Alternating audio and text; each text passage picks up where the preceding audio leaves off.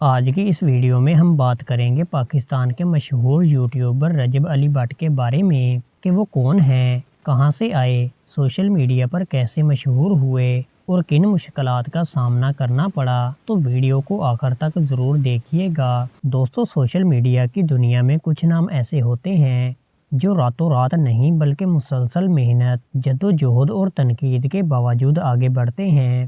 رجب علی but بھی انہی ناموں میں شامل ہیں۔ وہ پاکستان کے معروف یوٹیوبر، ٹک ٹاکر، سوشل میڈیا انفلوئنسر اور ولاگر ہیں جنہوں نے قلیل مدت میں بڑی کامیابی حاصل کی۔ ان کی ویڈیوز میں لائف اسٹائل، فیملی ولاگز، تفریح، سفر اور روزمرہ زندگی کے لمحات شامل ہوتے ہیں جو ناظرین کو اپنی طرف کھینچ لیتے ہیں۔ رجب بٹ کا تعلق لاہور، پنجاب سے ہے۔ عام سے گھرانے سے تعلق رکھنے والے 30 سالہ رجب بٹ نے ابتدا میں سوشل میڈیا کو ایک تفریح کے طور پر استعمال کیا، لیکن آہستہ آہستہ یہی ان کا پیشہ بن گیا۔ انہوں نے اپنی محنت اور مستقل مزاجی کے ذریعے خود کو لاکھوں فالوور رکھنے والے انفلوئنسر میں تبدیل کر لیا۔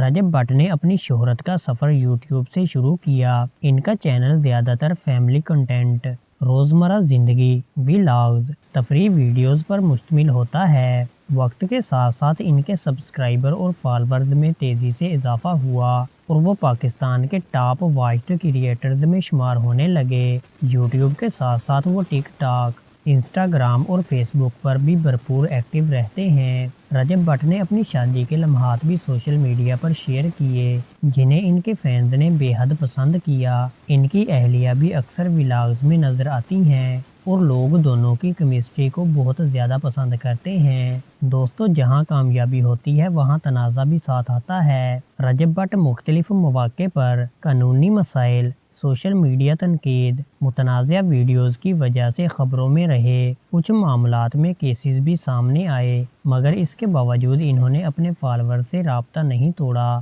اور مسلسل مواد بناتے رہے۔ دوستو، رجب بٹ کی کہانی ہمیں یہ سبق دیتی ہے کہ اگر محنت سچی ہو اور نیت صاف تو انسان عام سے غیر معمولی بن سکتا ہے۔ انہوں نے نہ صرف سوشل میڈیا پر اپنی ایک پہچان بنائی بلکہ یہ بھی ثابت کیا کہ ڈیجیٹل پلیٹ فارم پر ایمانداری اور محنت کے ساتھ کیریئر بنایا جا سکتا ہے۔ دوستو، اگر آپ کو یہ بایوگرافی ویڈیو پسند آئی ہو تو لائک کریں، چینل کو سبسکرائب کریں اور کمنٹ میں ضرور بتائیں کہ آپ رجب بٹ کے بارے میں کیا رائے رکھتے ہیں۔ ملتے ہیں اگلی ویڈیو میں، تب تک کے لیے اللہ حافظ۔